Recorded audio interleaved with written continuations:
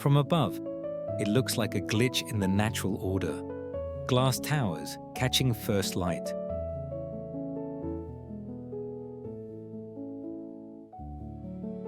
Highways ribboning through green, a city-state that shouldn't exist.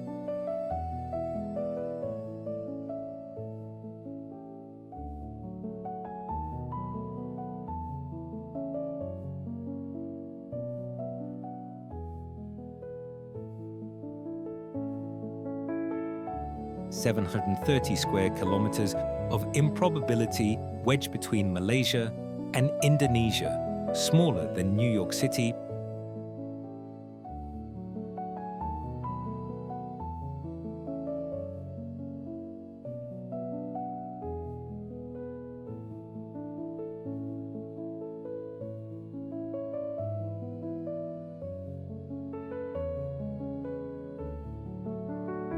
But denser than almost anywhere on Earth.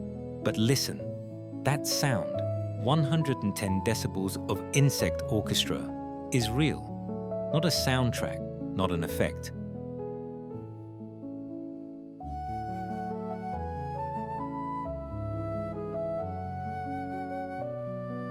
"20 different species of cicadas, each claiming their slot in the day's rhythm, have been doing this for longer than humans have had language."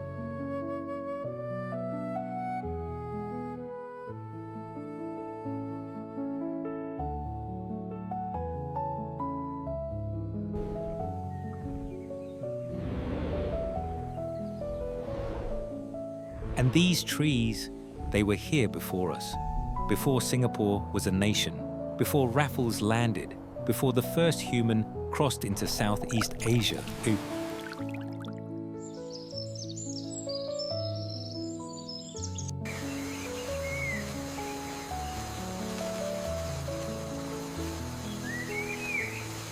"200 million years of surviving, floods, fires, ice ages, the extinction of dinosaurs, just to end up surrounded by a city that appeared in less than 2 centuries.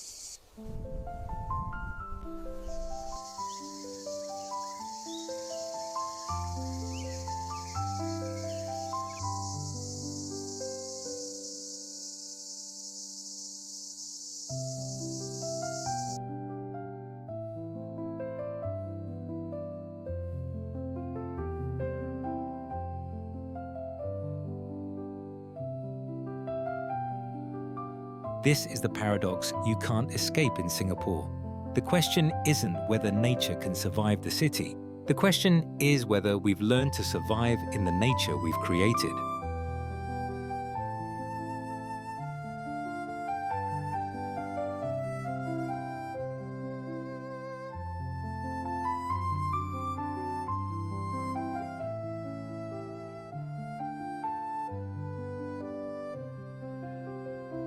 Bukit Timah, 163 hectares. The numbers don't prepare you. This patch of forest, smaller than Central Park,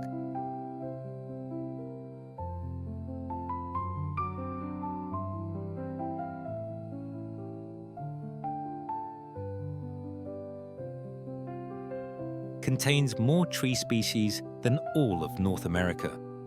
840 species of flowering plants in an area you could walk across in an hour.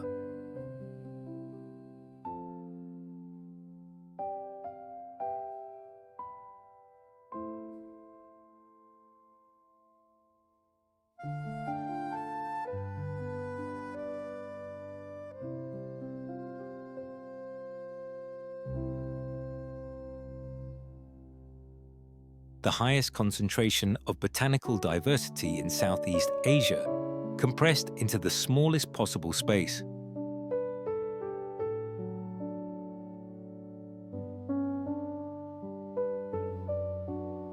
The roots dig into granite that predates the dinosaurs, each root as thick as a human arm, pulling life from stone that's been here for 200 million years.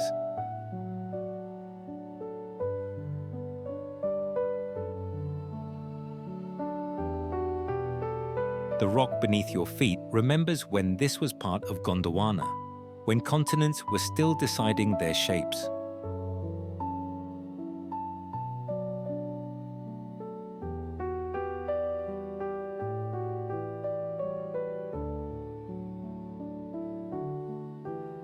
Look closer. 300 species of lichen on these trees. Some exist nowhere else.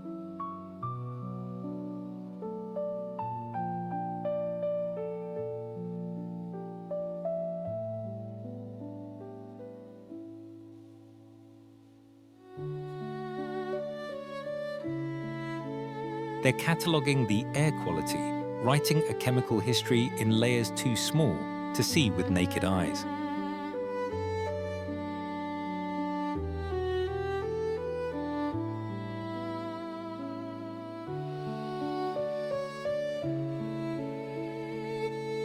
And then, every evening at 5:30, the cicadas, 20 species coordinating their chorus. Scientists still don't fully understand how they manage it.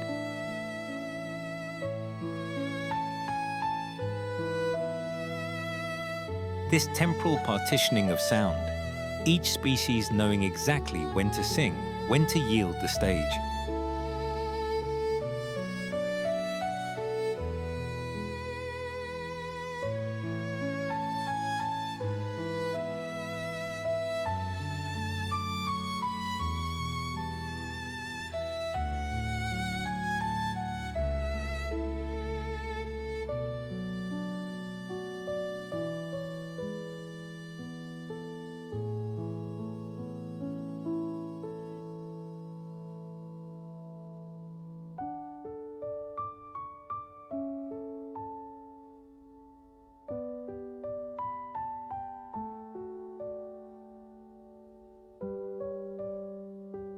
But in 1986, they cut a highway through the middle, the Bukit Timah Expressway, 6 lanes of necessity slicing this forest in half.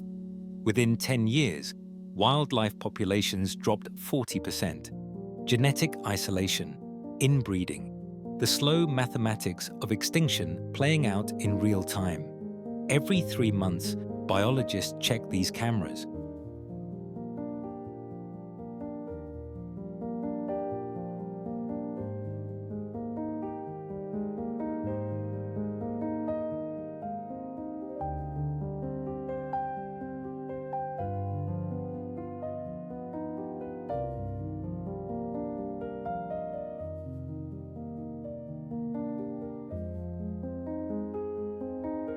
And every year, they find something thought lost, a colugo, the flying lemur.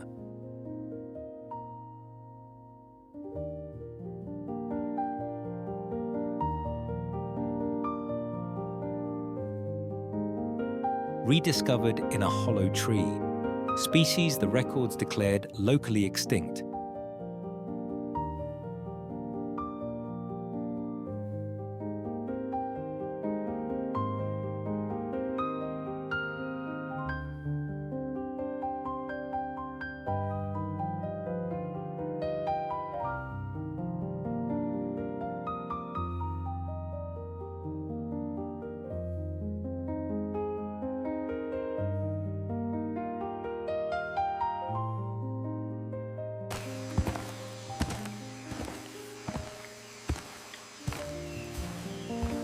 Still here, still clinging on. In the 1800s, Alfred Russel Wallace walked these trails.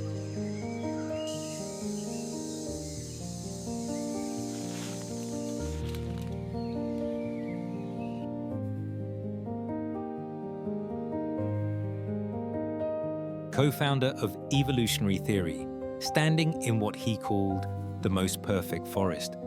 He collected specimens that would help explain how life adapts, changes, persists.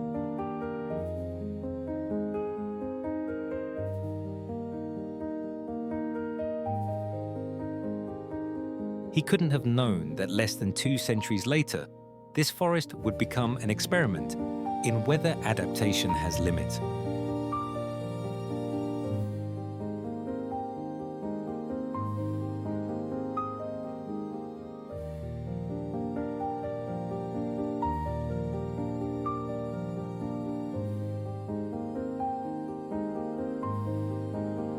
Because here's what Bukit Timah forces you to ask. Why does one of Asia's richest nations refuse to flatten this forest and build 50,000 more apartments?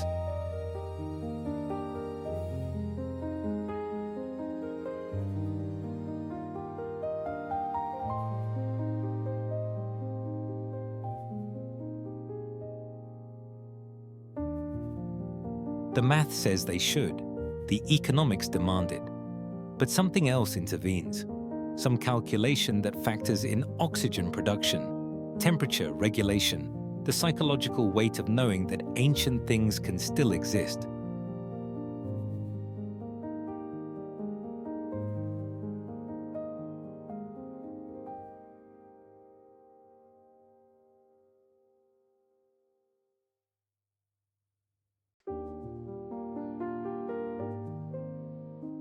Without these 40 meters of canopy, local temperatures would spike 4 degrees Celsius.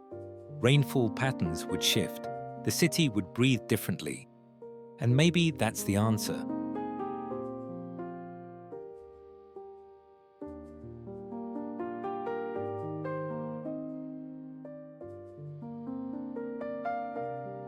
Bukit Timah isn't preserved despite the city. It's preserved because of it. But a forest alone is an island, and islands eventually drown in their own isolation.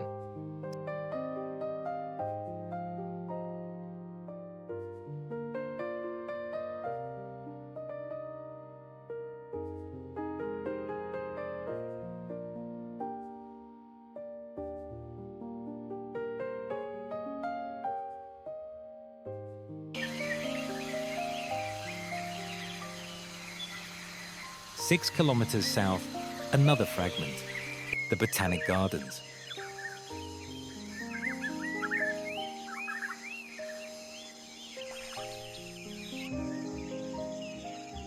"82 hectares that predate the modern nation by a century, founded in 1859, before Singapore was Singapore.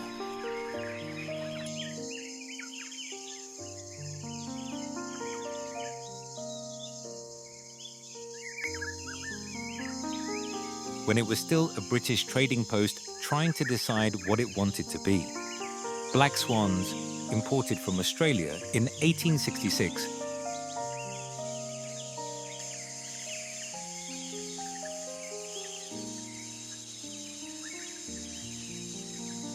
now breeding naturally. 3 generations removed from their homeland, but perfectly at ease in this manufactured Eden. Evolution doesn't care about authenticity.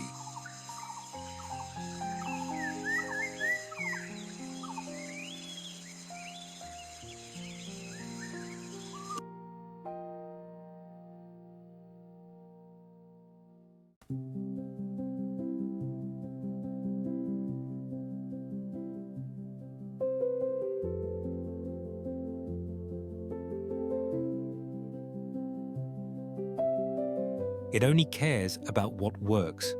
1,000 orchid species, 60,000 individual plants, walls of color that shift with the seasons. And among them, Vanda Miss Joachim.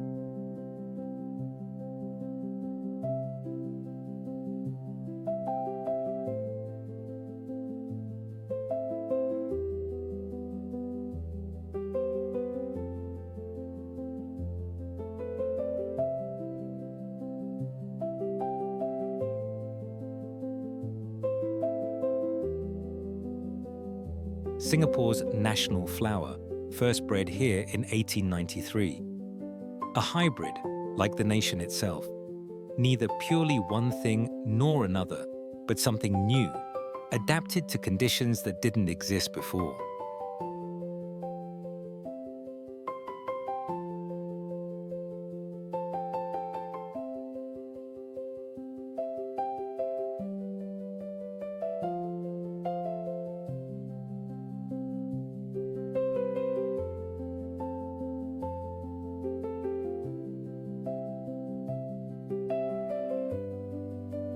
This Tembusu tree is over 150 years old. Its trunk circumference, 5 meters, means it was already ancient when this garden, was just beginning. It's watched the island transform from jungle to colony to independent nation to this, whatever this is.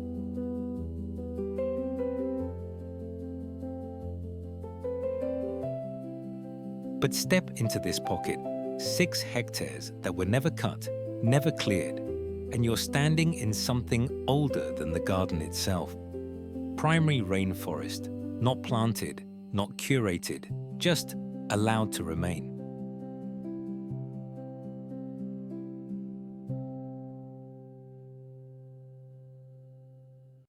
The herbarium here holds 750,000 preserved plant specimens. Scientists from around the world request samples to study extinction patterns, to compare what was with what remains. It's a library of loss, but also of persistence. And there's a particular irony in this place. In 1877, a director named Henry Ridley introduced the rubber tree from Brazil to Southeast Asia. That one decision, moving a species across oceans, changed the economy of an entire region, created plantations that still exist today, triggered migrations, labor systems, fortunes made and lost, all from a garden experiment.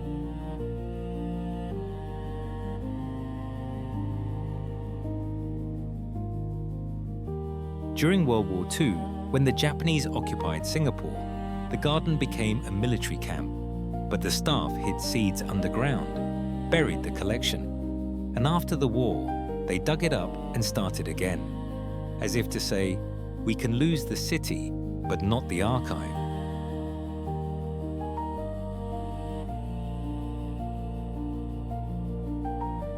In 2015, UNESCO recognized this place, not for beauty, though it has that, but for something harder to quantify, for what it represents.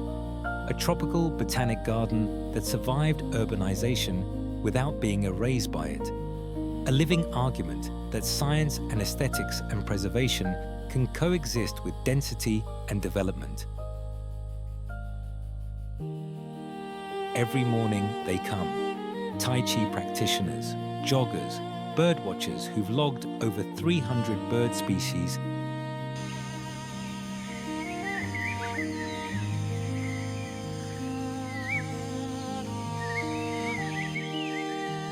Since 1859, they moved through this space without organization, without instruction, just humans and birds occupying the same habitat, learning to share space without collision. 314 bird species, some migrating from Siberia, some year-round residents.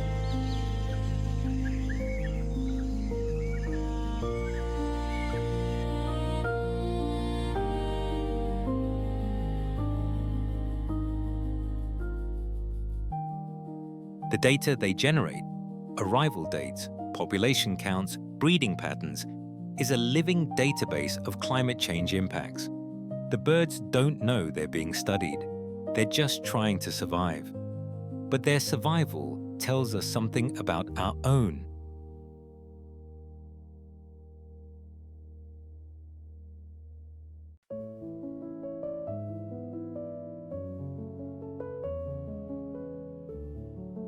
And now, the question, how do you connect fragments?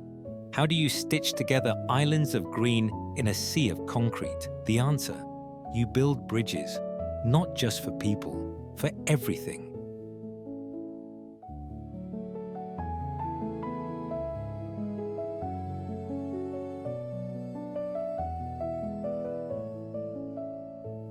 Henderson Waves, 274 meters of steel and timber, snaking 36 meters above Henderson Road, the highest pedestrian bridge in Singapore. But that's not why it exists. 6 lanes of traffic beneath your feet, 80,000 vehicles a day. But up here, the sound fades, filtered by distance, by the curves of engineered wood that look like a dragon's spine, by the improbability of standing in forest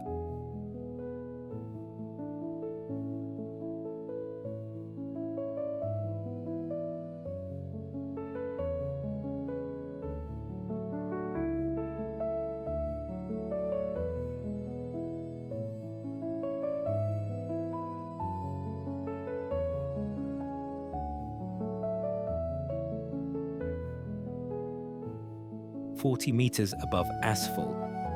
The walkway continues, 1.3 kilometers of elevated path threading through canopy. You're not walking through the forest.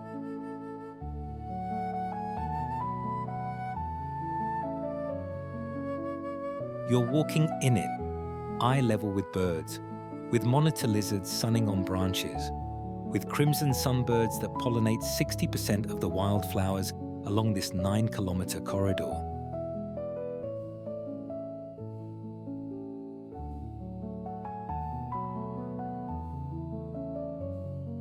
This bird, smaller than your palm, flies across 3 city districts every day without touching ground. It doesn't see neighborhood boundaries. It sees nectar sources connected by safe passage, and that's precisely what the corridor provides.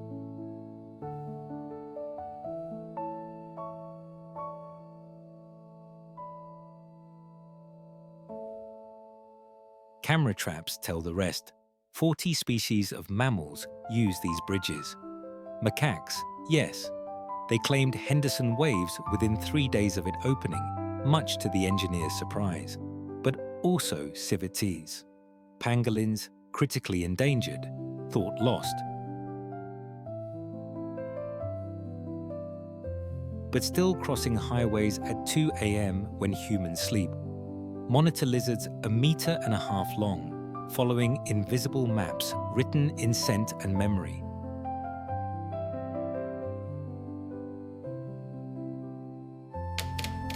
The decision to build these corridors came in the 1970s, when Singapore's rapid development was crushing everything in its path. A British botanist wrote a letter to Prime Minister Lee Kuan Yew, one letter. The Prime Minister changed the plan within a week, just like that, as if even he recognized that some forms of wealth can't be measured in real estate, because without this corridor,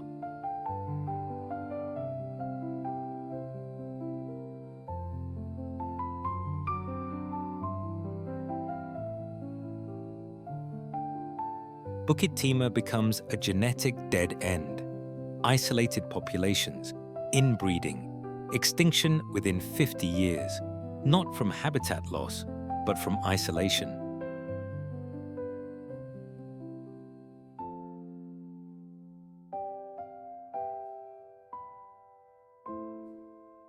The corridor is a bloodline, a genetic highway. Below, the city functions at its own rhythm. Diesel fumes, honking, the pulse of commerce and urgency. Above, a different rhythm. Wind in leaves, birdsong.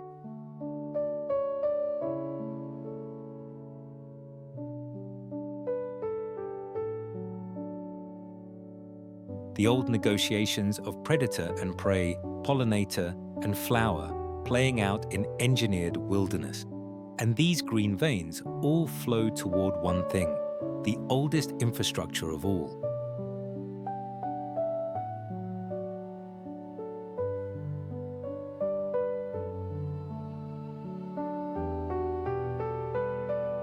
At first glance, McRitchie Reservoir looks natural, like something you'd find in the Canadian wilderness. Mist rising off 12 million cubic meters of water, forest pressing to the edge. The illusion is nearly perfect, but this is man-made. 1867, built by the British because Singapore has no rivers, no natural freshwater sources adequate for a growing population. So they created one. Dammed valleys, flooded forests, made water where water didn't exist. The treetop walk, 250 meters of suspension bridge, 25 meters above ground, was designed with a specific engineering principle. Minimal impact, freestanding structure, no cutting of mature trees. The canopy was here first.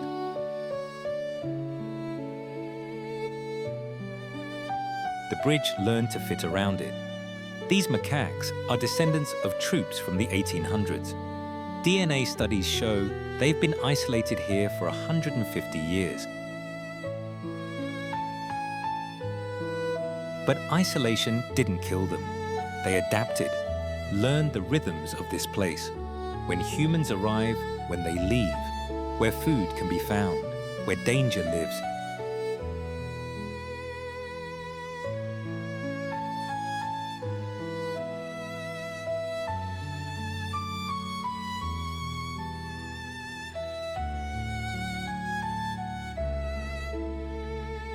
When they filled the reservoir, they left the trees, didn't cut them, just flooded them and let them decay naturally.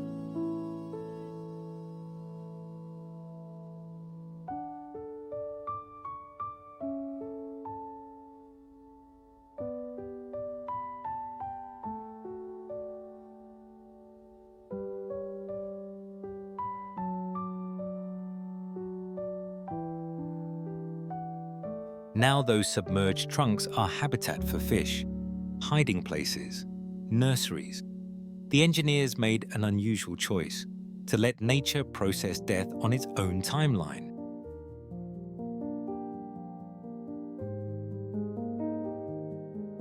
This reservoir supplies 10% of Singapore's drinking water, but 80% of the surrounding area is protected nature reserve. The calculation: water security requires forest security. They're not separate systems. They never were.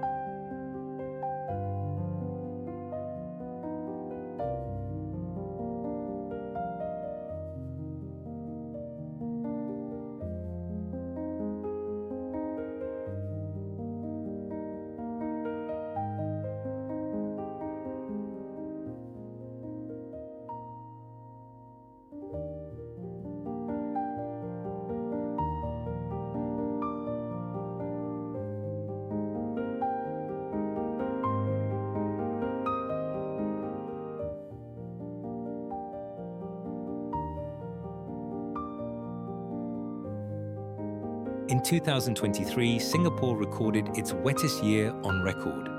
McRitchie overflowed 3 times. Climate change is rewriting the equations. Rainfall patterns that were predictable for a century are now chaotic. The reservoir that was built to solve one problem now has to adapt to another. In the 1990s, a python was caught here, 6 meters, 50 kilograms, the largest ever recorded in Singapore. The ranger who found it said it was gorged, had recently eaten something big.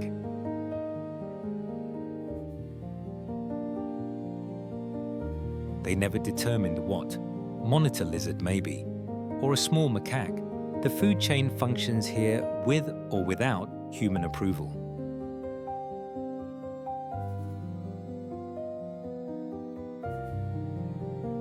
In 2015, a family of otters appeared, 5 of them. No one knows where they came from. Genetic analysis ruled out zoo escape. Most likely,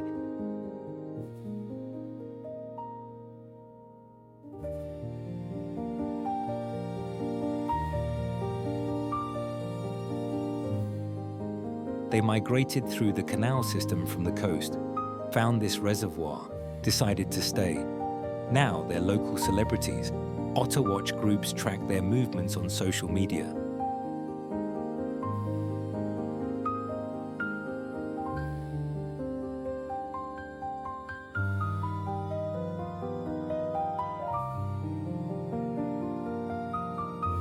The locals tell stories of hearing strange sounds at dawn, whooping calls echoing across water. Turns out macaque troops communicate across the reservoir. Sound travels better over water. They figured this out. Use it tactically.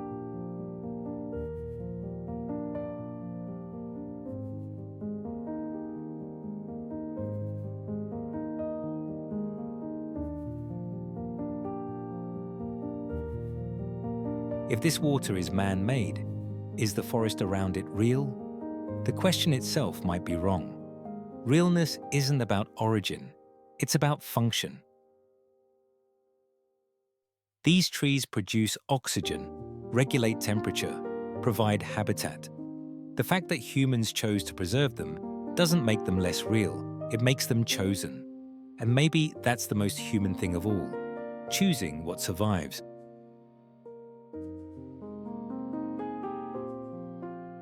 But water has another face, one that doesn't stay within engineered boundaries.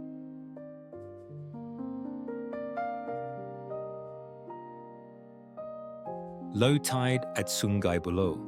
The mud stretches for hundreds of meters, and on it, feeding with mechanical precision, 200 shorebirds, whimbrels, sandpipers, plovers. They've come from Siberia, from Alaska, from breeding grounds so far north they exist in 24-hour daylight for half the year. This mudflat,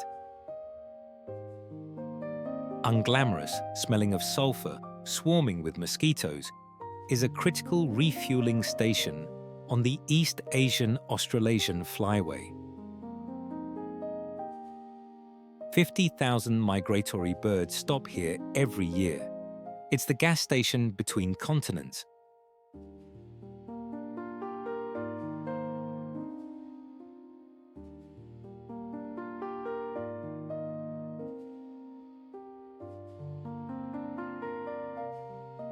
But look at this creature, a mud skipper. 4 species live here, fish with functional legs, fish that breathe air, fish that spend most of their time out of water, hunting insects on mud. 350 million years of evolutionary experimentation compressed into a palm-sized amphibian ancestor.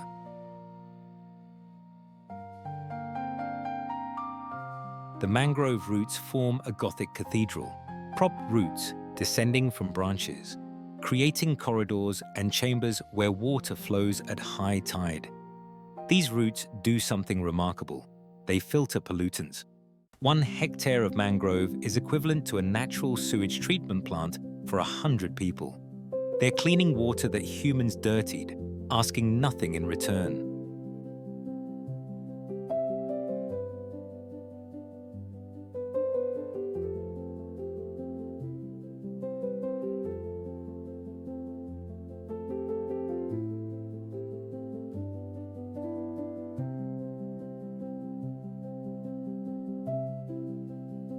A grey heron stands motionless for 20 minutes, not a twitch. Then, in an explosion of motion too fast for the eye to fully process,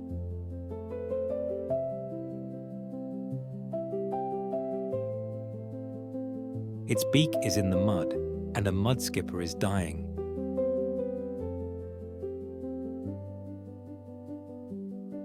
The heron swallows, resumes stillness. This is the patient economy of wetlands.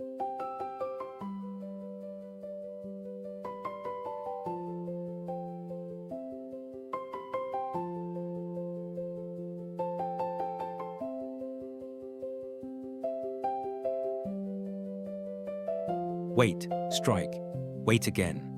A monitor lizard, 1.8 meters, nearly 2 meters if you count the tail, swims through mangrove channels, tongue flicking, tasting the air for chemical signals.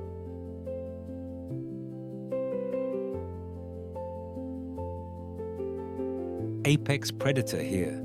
It'll eat crabs, bird eggs, carrion, smaller lizards. Opportunistic, efficient, a dinosaur echo in the modern world.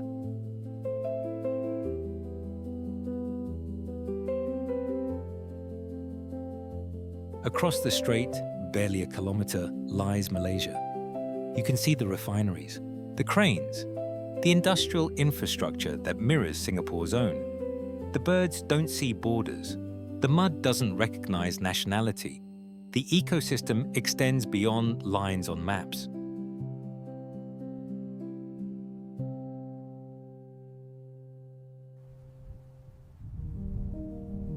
In the 1980s, this area was designated for landfill.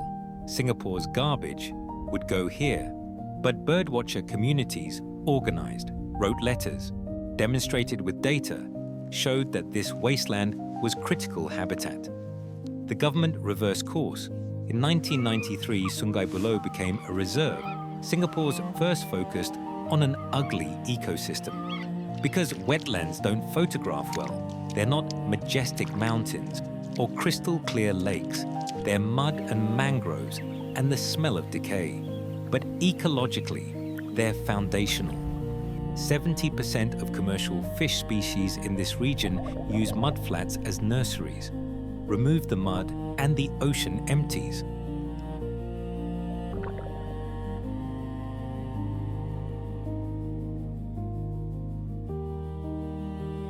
But the mud is disappearing. Sea level rise 3.6 millimeters per year here. By 2100, 30% of Songhai Bulow will be underwater permanently.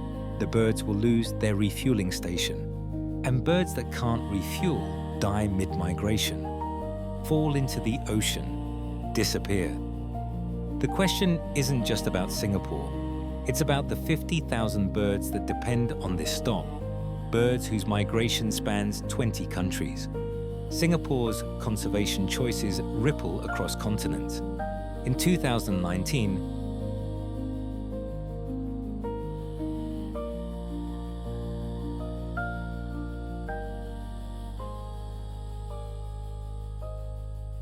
a crocodile was spotted, 2 meters, estuarine, the man-eating kind. First sighting in decades. No one knows if it swam from Malaysia or if a breeding population has survived here, undetected all along. The reserve is large enough that pockets of it remain unexplored. Even in one of the world's most surveilled nations, nature keeps secrets.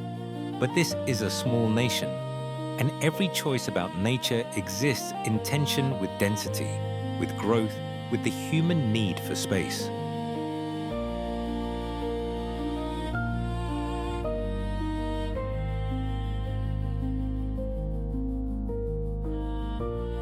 Marina Bay, the concrete and glass heart of it all. The financial district where 10,000 people per square kilometer work in towers designed to maximize efficiency, minimize footprint. Some of the most expensive real estate on the planet. Every square meter calculated for return on investment. The MRT moves 3 million people daily. Without it, the city would asphyxiate in its own traffic. As it is, the system is constantly expanding, boring deeper, reaching farther. The infrastructure required to make this density livable is itself staggering.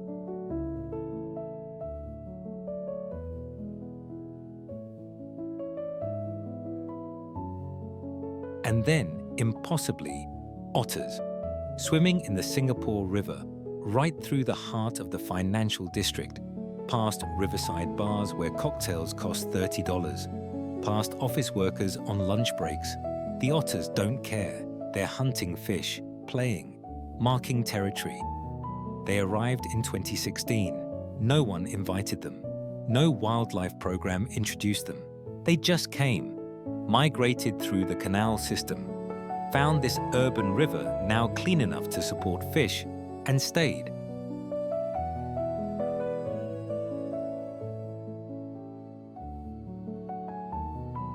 The river that was so polluted in the 1970s that nothing could survive is now an otter habitat. The cleanup took 10 years and $300 million.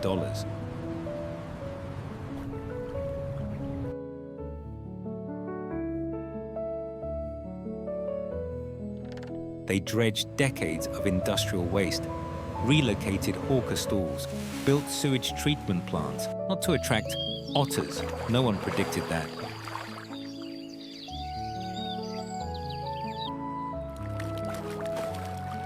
They did it because a polluted river in the city center was intolerable.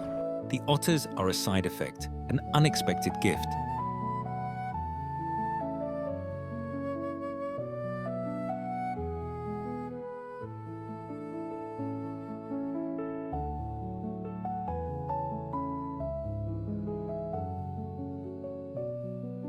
But look up. Office buildings with gardens on their roofs, not token greenery. Actual trees at the 40th floor.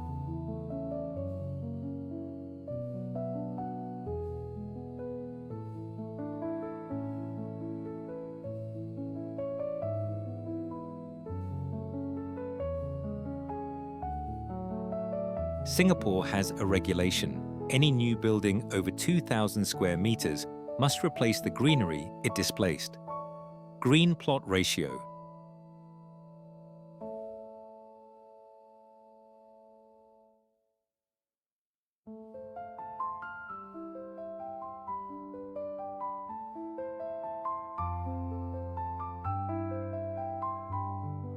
The result: 200 rooftop gardens in the CBD alone.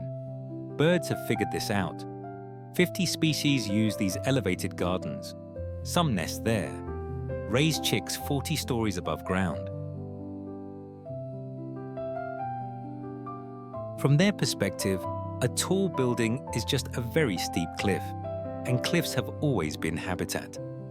The CBD consumes 40% of Singapore's energy. Cooling alone accounts for 60% of building energy use. Air conditioning running constantly, fighting a 32-degree average.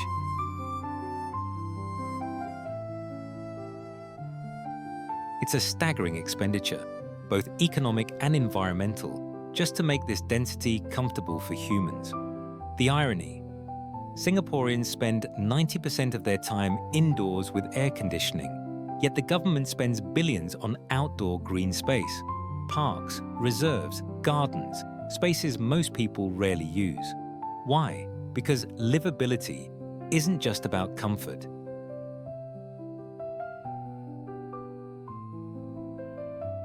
It's about knowing the green space exists, the psychological weight of access even if you never access it.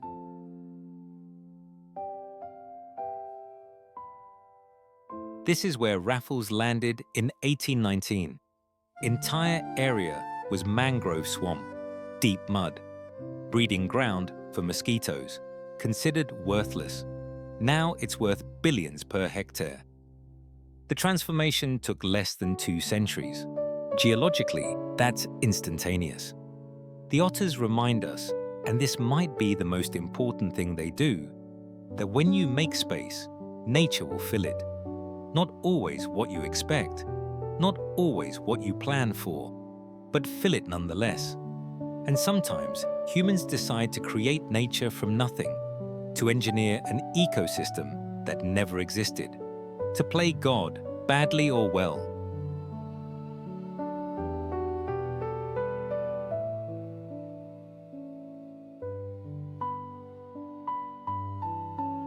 The super trees light up. 18 structures, 25 to 50 meters tall, covered in 162,900 plants. They're not trees.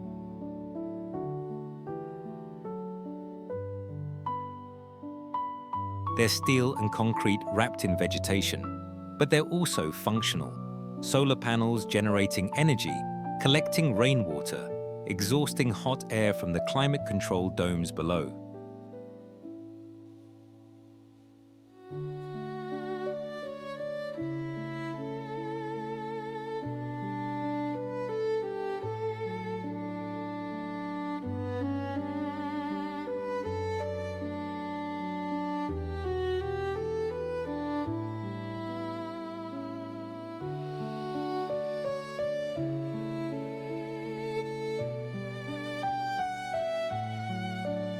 Step inside the cloud forest dome, and the temperature drops 9 degrees instantly. A 35-meter waterfall, Singapore's tallest, indoors, cascades through mist.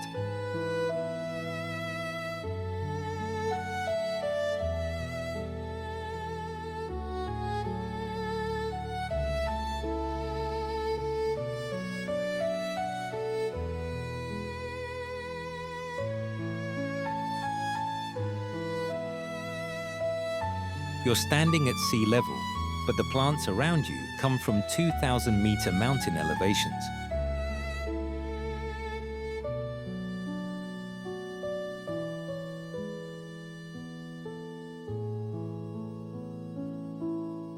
Temperate species that would die in tropical heat, kept alive by massive cooling systems.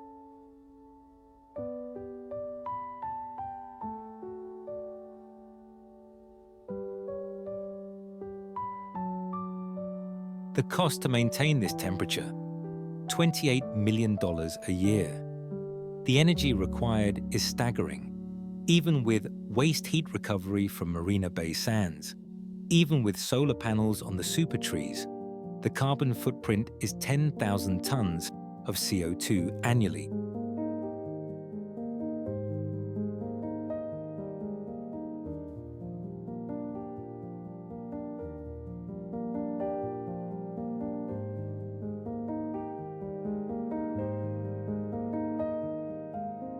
These domes sit on land that didn't exist 20 years ago, reclaimed from ocean. Singapore has increased its land area by 25% through reclamation. They're literally making country. 2,000 orchid species, some critically endangered in the wild, some extinct in Southeast Asian forests, existing now only in cultivation. Gardens by the Bay functions as an ark, preserving species that have no habitat left to return to. The question everyone asks, is this nature? No, obviously not. But it's not fake either. These plants are alive, they grow. They're pollinated by insects that found their way in. They produce oxygen. The definition we're looking for doesn't exist yet. This is engineered nature, curated, maintained, but still, in some essential way, alive. And maybe that's what the future looks like. Not preservation, that ship has sailed for most ecosystems, but active, ongoing maintenance. Nature as infrastructure, as something we choose to keep running, like water systems or power grids. If the energy grid fails, the cloud forest dies in 72 hours. The plants would wilt, the ecosystem would collapse. It's dependent utterly on human systems functioning. That dependency is either terrifying or honest, depending on your perspective. The opening ceremony in 2012 was controversial. Critics called it environmental theater.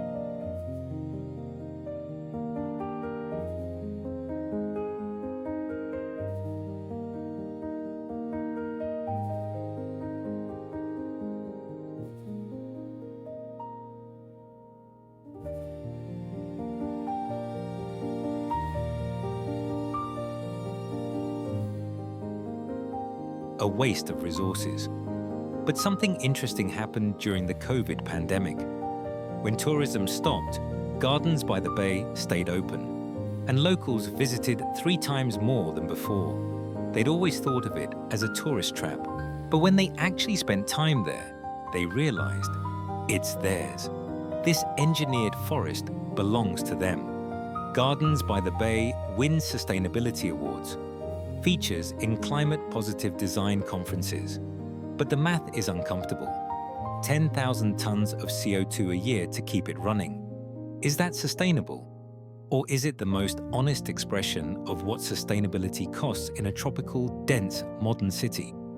200 engineers monitor this place 24 hours a day. Temperature, humidity, CO2 levels, soil moisture, light exposure. It's agriculture meets ecosystem management meets performance art. And it works. Against all reasonable expectations, it works.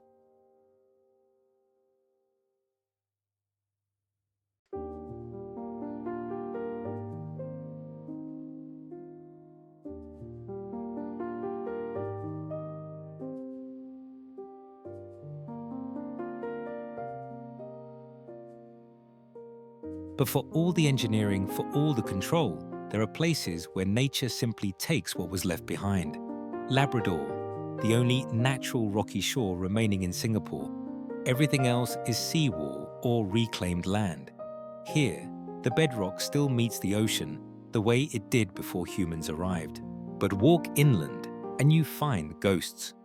Concrete bunkers from World War II, gun emplacements, British fortifications meant to defend against invasion from the sea. They failed. The Japanese came from the land through Malaysia. The guns pointed the wrong direction. A strangler fig has wrapped itself around one bunker, roots like pythons, slowly crushing the concrete. Given enough time, the tree will reduce this military structure to rubble. Nature has patience that human conflicts lack.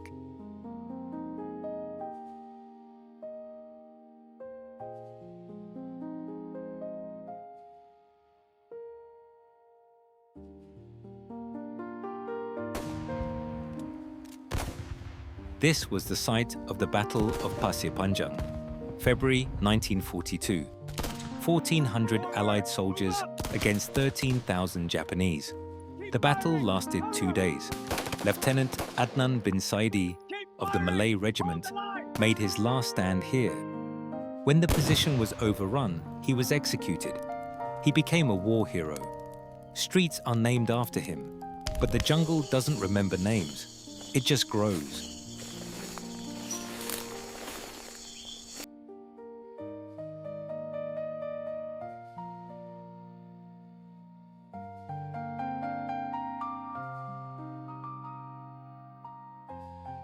At low tide, the rocky shore reveals its intertidal zone.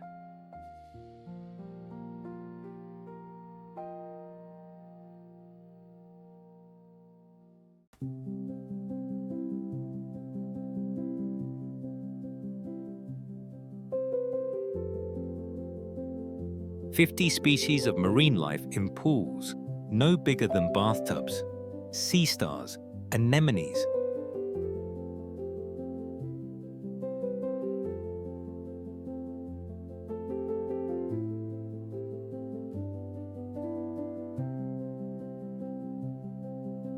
Crabs that scatter when shadows pass over. This, despite being 300 meters from one of the world's busiest shipping lanes.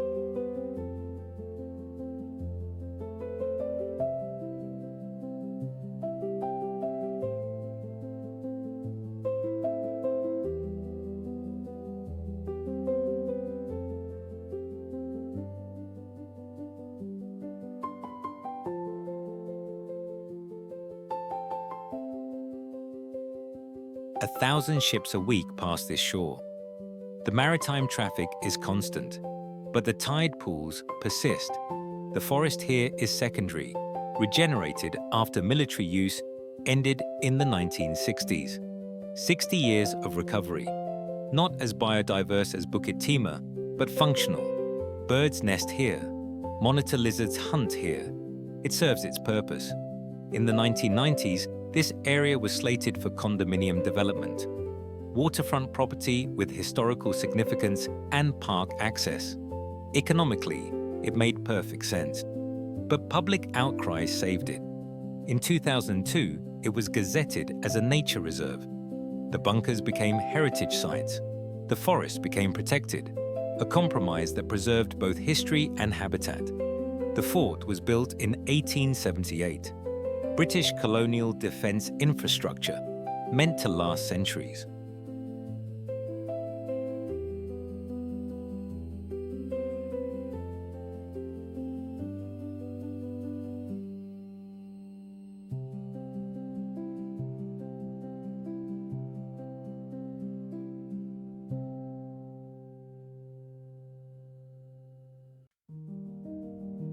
The guns are rusted now, the mechanisms seized. Photographers come here for the aesthetic, crumbling empire, nature triumphant. It's romantic, but the rust is also real. Metal returns to oxide, concrete to aggregate, everything decays. The shipping lanes are visible from shore, container vessels stacked with goods moving between continents. The global supply chain made visible. This small island is a node in that network, critical, wealthy because of it, but also vulnerable. The elevation here is 1 to 3 meters above sea level.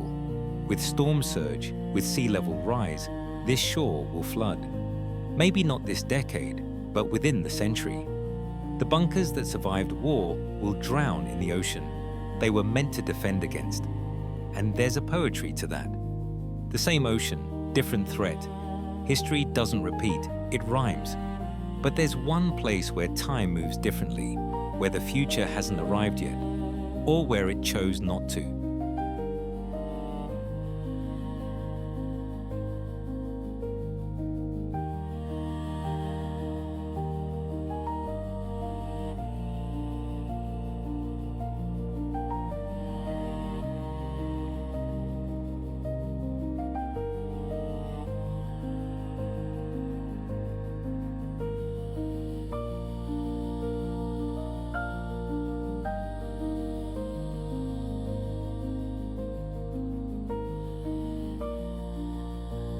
The bumboat holds 12 passengers, wooden, engine sputtering. Crossing the Johor Strait takes 10 minutes, but it feels like crossing decades. The water is khaki brown, sediment, not pollution. The shoreline of mainland Singapore recedes.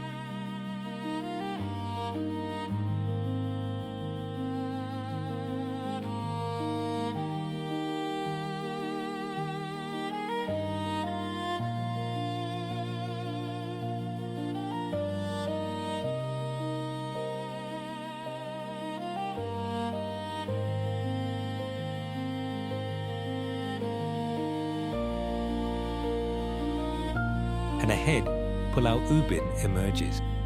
The houses are on stilts, zinc roofs, gardens gone wild. A single provision shop sells drinks and rents bicycles. The population is about 40 people. In the 1960s, it was 2,000. They left when the granite quarries closed, when opportunity moved elsewhere, when modernity came to Singapore but forgot this island. Chek Jawa. A wooden boardwalk extends over mudflats. At low tide, the intertidal zone reveals itself. Coral rubble, sea stars, horseshoe crabs crawling with ancient, inefficient determination. In 2000, this area was slated for reclamation.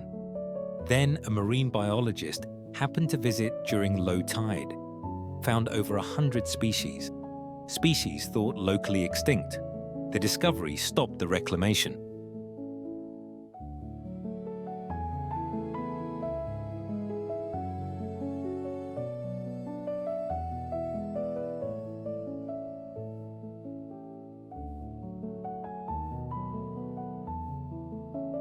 Public pressure saved Chek Jawa. It was an accident, a single person at low tide at the right moment. The trails cut through abandoned rubber plantations from the 1900s. The rows of trees are still visible, but jungle is reclaiming them. Vines, understory, the architecture of agriculture collapsing back into chaos. Give nature a gap, and it fills it. A family of wild boars, 6 of them, piglets trailing the sow, forage near the beach. They're controversial. Some residents want them cold. They damage gardens, root through garbage, but others argue they're the original residents. Humans are the invasive species here. The old granite quarries have filled with rainwater, surreal pools of turquoise and blue edged by sheer rock walls. The stone from these quarries built Singapore's first buildings, the National Museum, colonial structures, foundations of the city. This island was literally mined to build the nation. Now the quarries are swimming holes. Locals jump from the cliffs.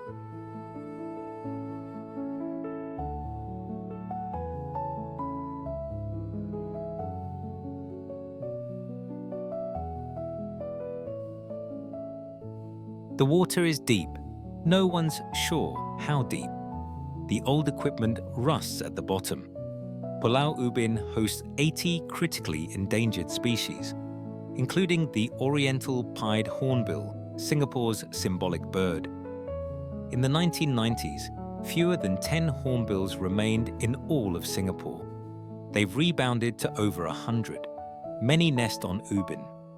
The island functions as a reservoir of biodiversity that can recolonize the mainland when corridors allow. The government's position on Ubin is deliberately vague.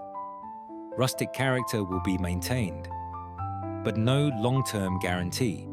Developers have been eyeing this island for decades. 10 square kilometers of underutilized land, prime waterfront close to the city. The economic pressure is constant. If Ubin is developed, Singapore loses its last fragment of old Singapore, not just ecologically, but culturally. The kampong life, the slow pace, the evidence that this nation was once something other than skyscrapers and efficiency.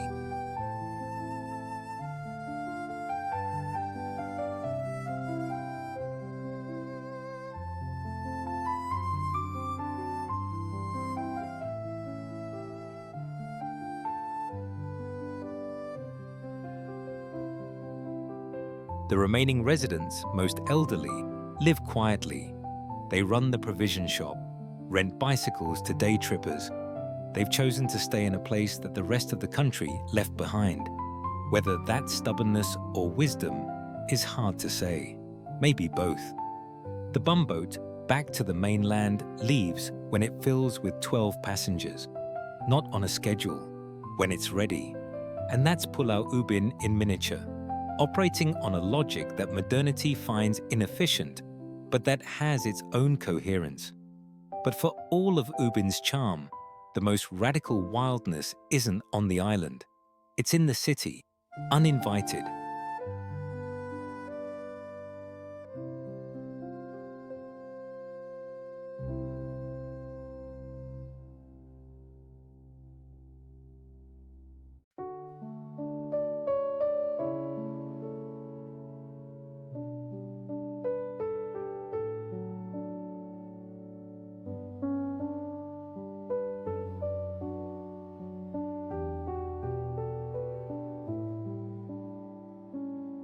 Unmanaged, persistent, Bishan, a concrete canal cutting through residential neighborhoods, and in it, 10 otters, smooth-coated otters, hunting fish with tactical precision.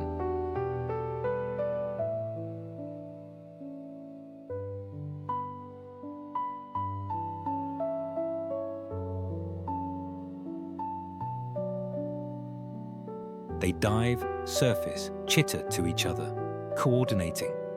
Apex predators in infrastructure designed for flood control, not habitat.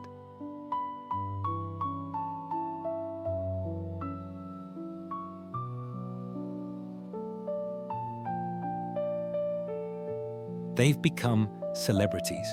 Otter Watch Facebook groups track their movements.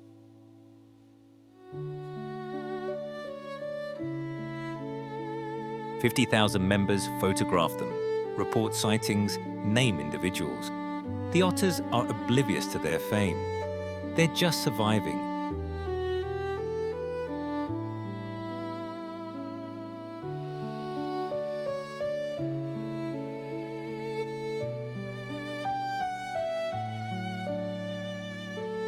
Using whatever space the city provides. A macaque troop, 15 strong, has claimed the roof of a public housing block. Long-tailed macaques, adaptable, intelligent. One is stealing laundry, another is grooming a juvenile.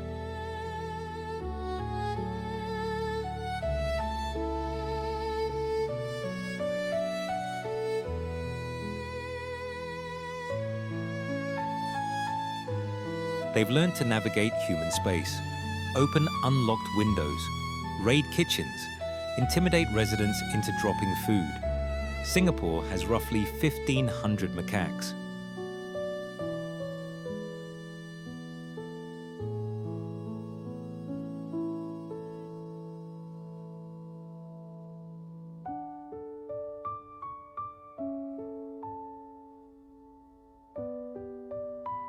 Human-wildlife conflict issue number 1. Some people feed them illegally, $5,000 fine. Others throw rocks. The tension is unresolved. Whose space is this? Who has priority?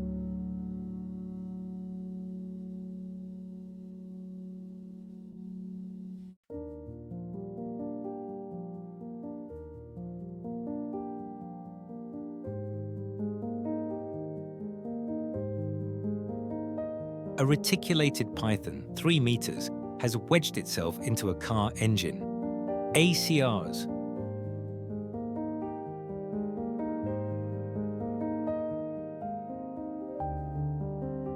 The Wildlife Rescue Organization gets 200 python calls a year. Most are 2 to 4 meters, some longer. They're not aggressive, but they're alarming. A snake that size can eat a small dog, or a monitor lizard, or, in one documented case, a macaque.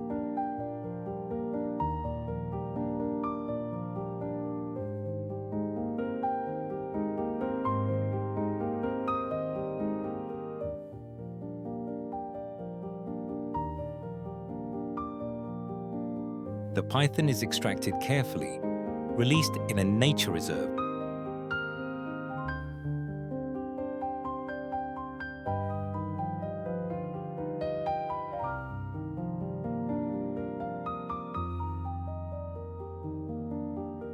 It'll likely return to human areas. Pythons go where the food is, and where humans live, rats live, and where rats live, pythons thrive.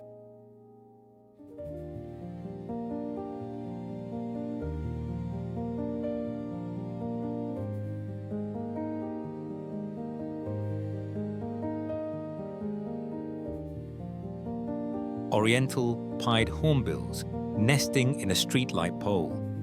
Ang Mo Kio Avenue 3. They've adapted the cavity to their needs.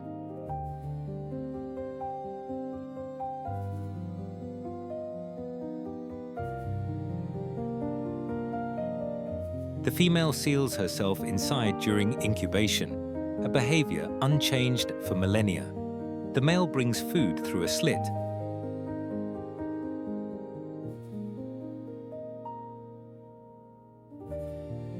But they're doing this on a residential street, 20 meters from a bus stop. In the 1990s, fewer than 10 hornbills remained in Singapore.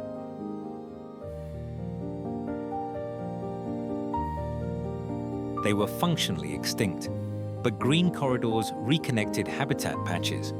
Hornbills from Malaysia began crossing over.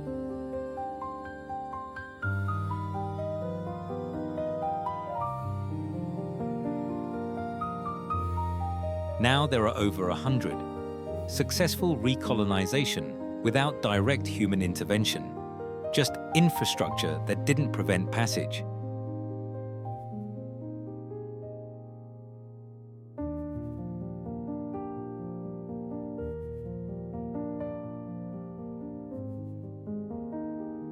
A monitor lizard, 1.5 meters, crosses Orchard Road, the shopping district.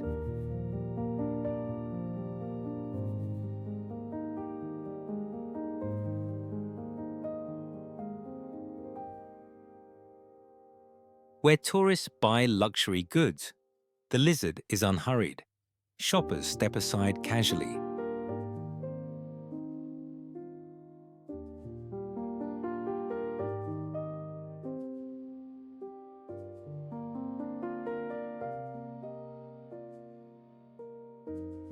This is normal. Lizards this size are legally protected. $50,000 fine for harming one. Public tolerance is high. The lizard crosses, disappears into a storm drain. The city absorbs it.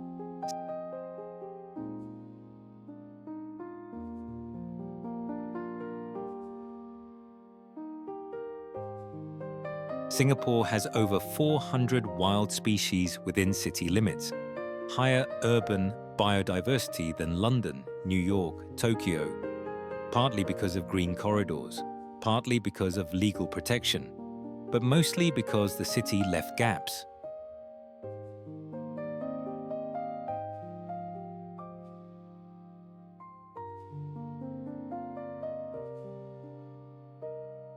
And nature filled them. In 2019, a python ate a monitor lizard in a public car park. Someone filmed it. The video went viral. It reminded people the food chain still functions. Predator and prey, life and death. It doesn't pause for human convenience. The otter incidents with koi ponds are instructive. Otters ate $30,000 worth of ornamental fish from private ponds. Owners were furious, but legally, they couldn't harm the otters.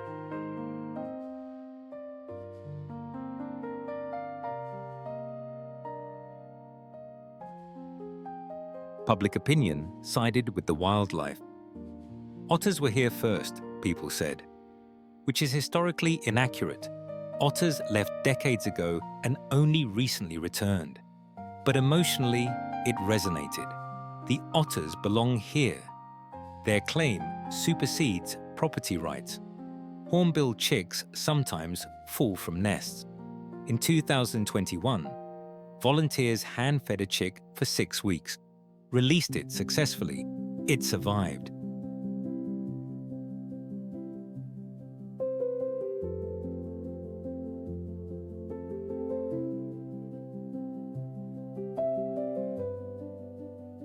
These interventions are case by case, no systematic program, just people deciding to help when the opportunity arises.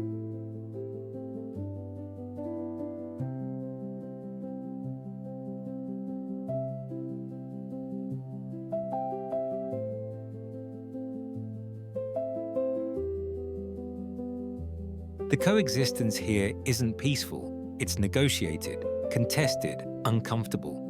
But it's real, and it proves something. Urban density and wildlife presence aren't mutually exclusive. They require compromise from both sides. Humans tolerate disruption. Wildlife adapts behavior. Neither side gets everything they want, but both sides persist. But persistence has a limit, and that limit is water.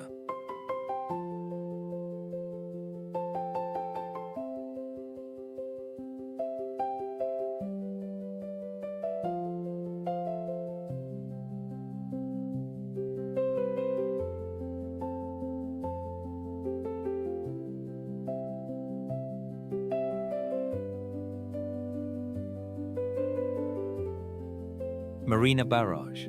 9 hydraulic gates, each weighing 300 tons, controlling tidal flow. Open them and seawater floods in. Close them and Marina Bay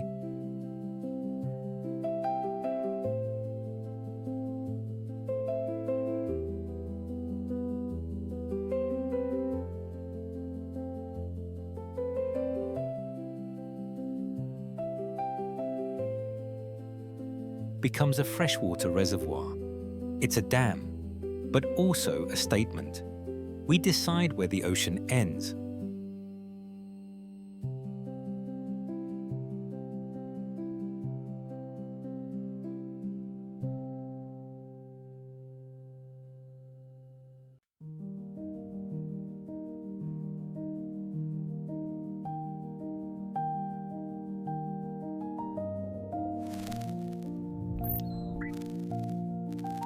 Look at satellite imagery from the past century.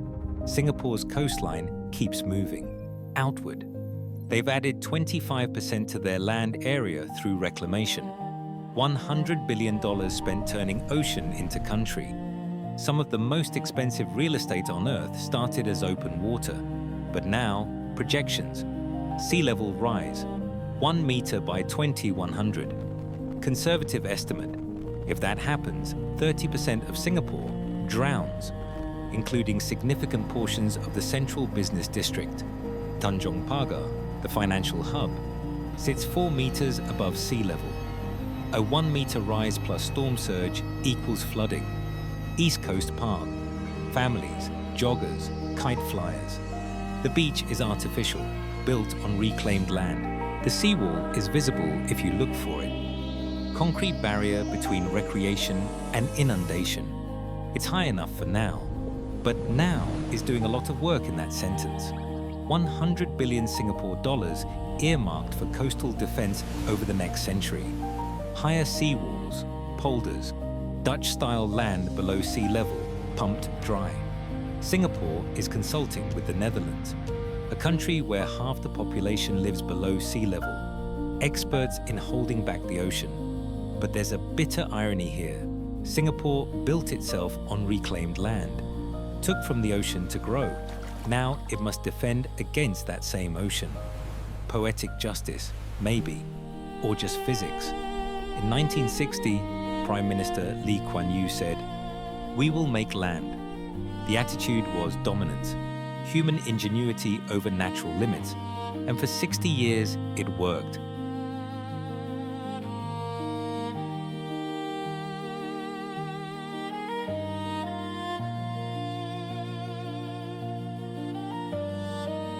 But climate change is rewriting the equation. The ocean is patient. It doesn't negotiate.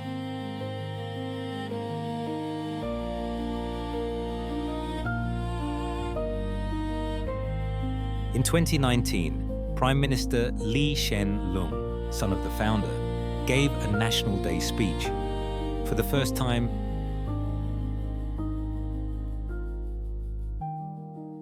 he called climate change an existential threat. Not a challenge, not a concern, existential. The language shift matters. It's an admission that some problems can't be engineered around. The seawalls are being built, higher, thicker, but they're also admission of vulnerability. For a nation that built its identity on controlling its environment, on turning disadvantages into strengths,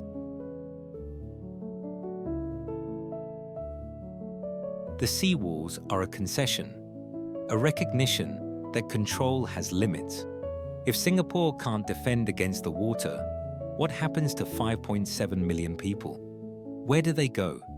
The density that makes this place work is also what makes retreat impossible. There's no higher ground here.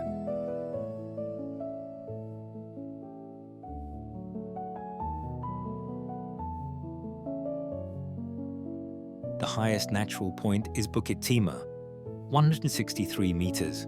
Most of the population lives within 5 meters of sea level.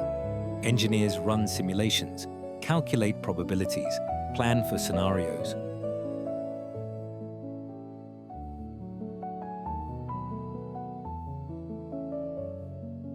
But no one knows if it'll be enough. The ocean doesn't care about engineering prowess or economic might. It just rises.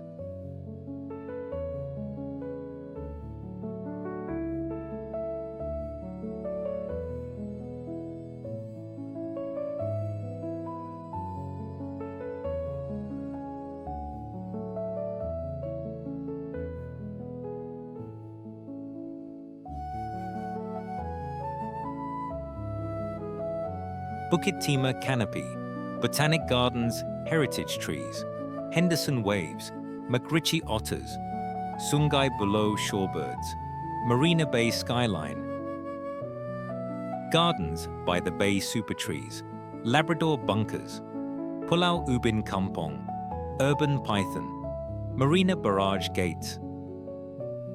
Singapore, 5.7 million people on 730 square kilometers.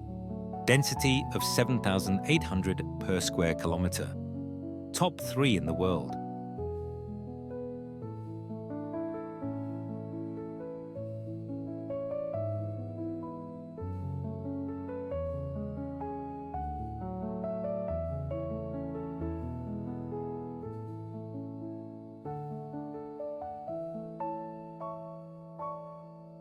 And yet, 40% of the land is green space. Parks, reserves, gardens, a higher percentage than New York, than London. But here's the paradox. Gardens by the bay consumes massive energy. Air conditioning runs constantly. Desalination plants work around the clock. The carbon footprint is enormous, and yet Singapore is on track for net zero by 2050. Aggressive solar adoption, imported hydropower, carbon capture experiments, the most ambitious climate goals in Southeast Asia.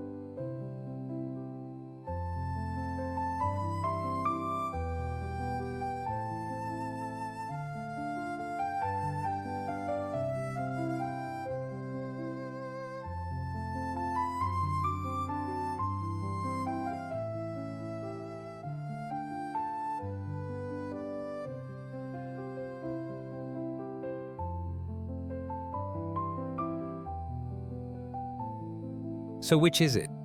Sustainable model or energy-intensive illusion? Maybe both. Maybe that's the point. Singapore is an experiment in whether you can engineer your way to sustainability in a hot, dense, post-natural environment.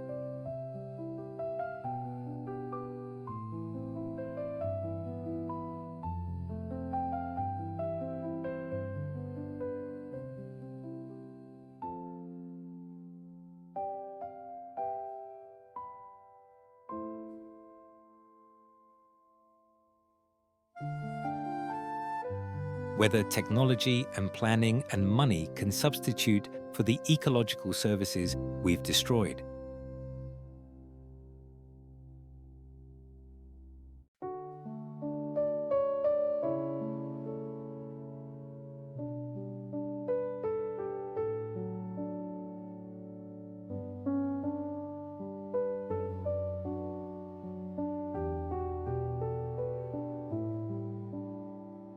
The younger generation embraces the engineered nature.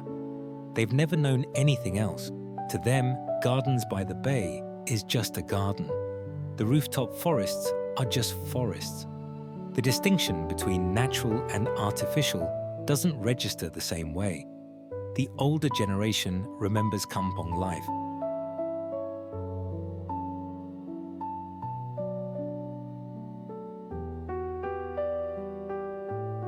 When Singapore was villages, when you could fish in the rivers, when the jungle pressed close.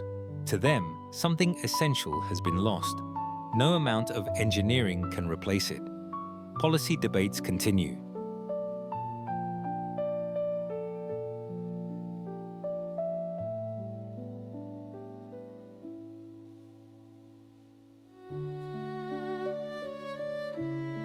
How much engineering is too much?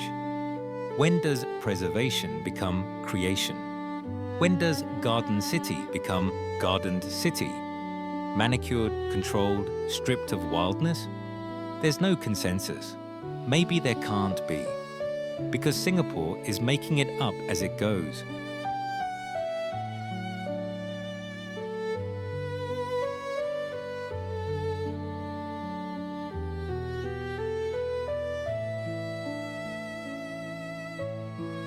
There's no blueprint for this, no historical precedent for a dense, tropical, wealthy nation trying to maintain both economic growth and ecological function in the same footprint.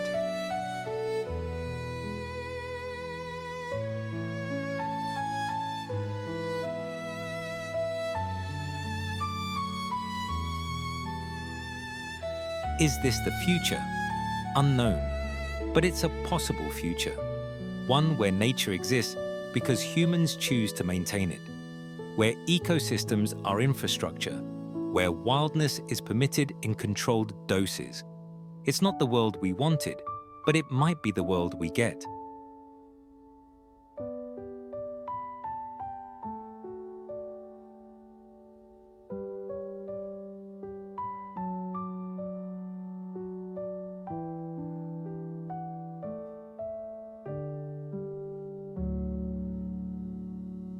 Dawn at Bukit Timah. The same forest, the same canopy, but the light is different.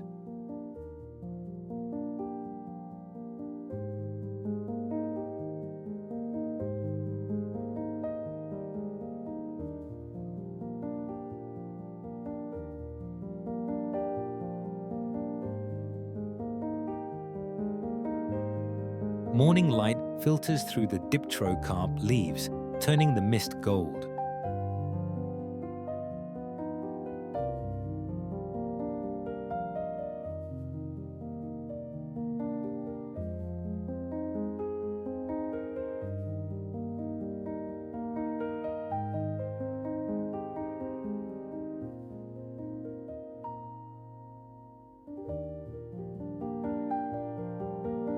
A macaque grooms another in the early light, methodical, gentle.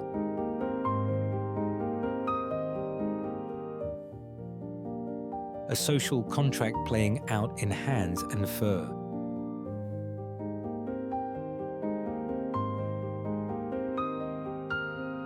They've been doing this for millions of years. They'll likely do it for millions more if we allow it.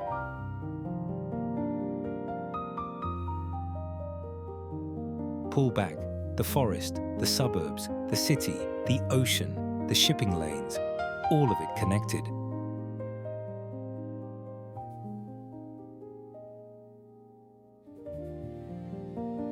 All of it dependent. Remove one piece and the others destabilize.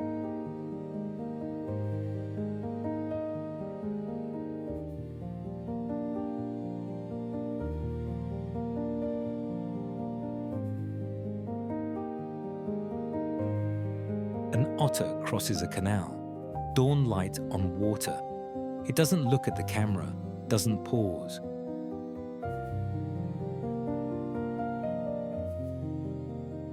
Just moves through its territory, hunting, living, indifferent to observation.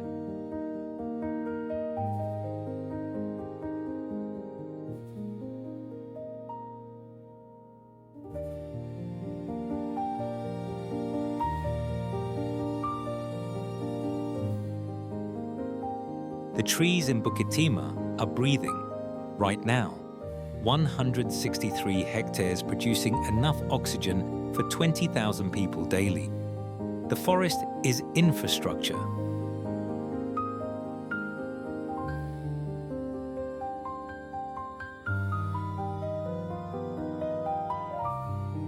But it's also more than that. It's memory, proof that something ancient can survive contact with modernity.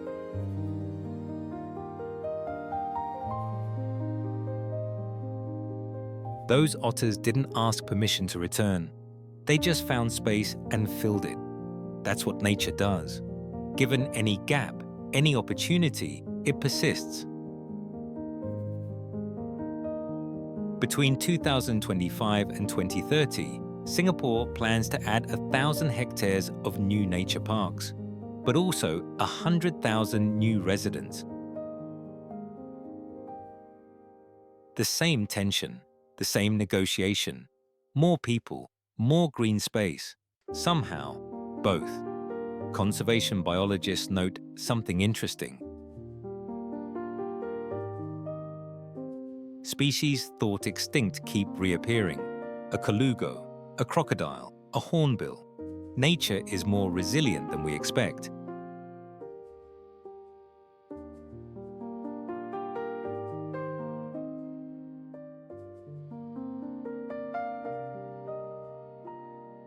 If, and this is critical, if we give it space, not pristine space, not untouched wilderness, just gaps, corridors, fragments connected enough to sustain genetic flow.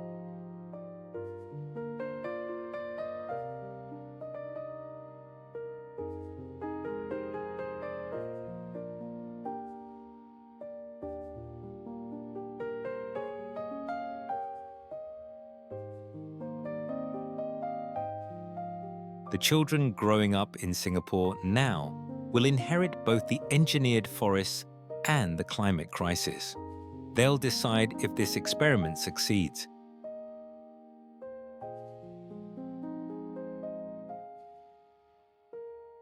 If you can maintain nature through engineering, if coexistence scales, if the compromises hold.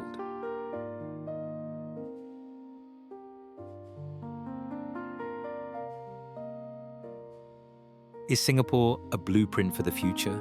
We don't know, but it's a possible future. One where tiny islands keep wild spaces in concrete, where cities learn that green space isn't luxury.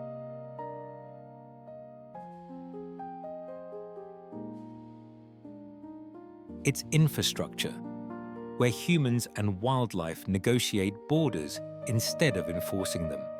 If this small island can do it, why can't others?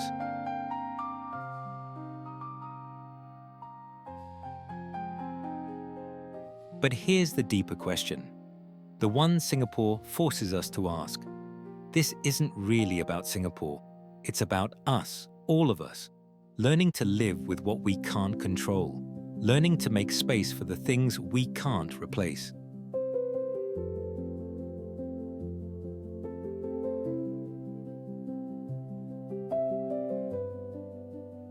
Because this isn't a story about conquest. It never was.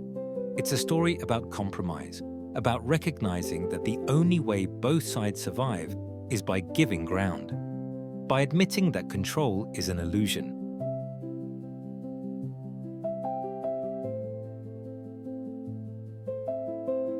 That nature has agency, that the otters will come back whether we invite them or not. And maybe that's the most important thing. Not that we learned to build green cities, but that we learned to accept wild neighbors.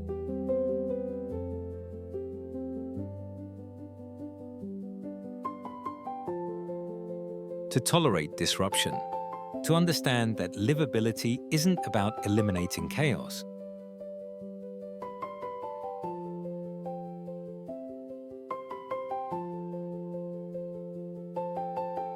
It's about accommodating it. The forest will keep breathing, the otters will keep swimming.